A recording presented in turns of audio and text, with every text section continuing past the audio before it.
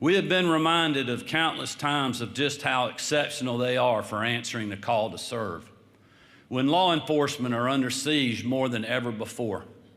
That is why today I'm proposing an enhanced retirement plan for state law enforcement officers. Under this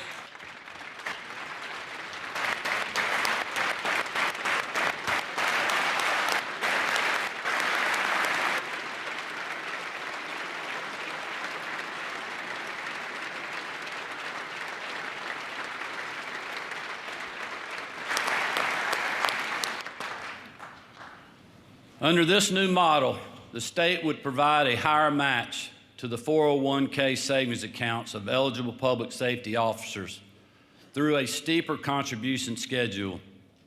Not only will the state's match increase at a higher rate, but will also raise the maximum percentage cap from 9% under the current plan to 15%.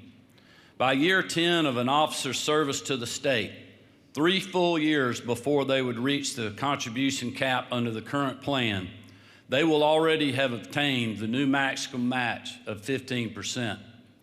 When you contrast that to the current system, we're effectively doubling the state's contribution for state law enforcement.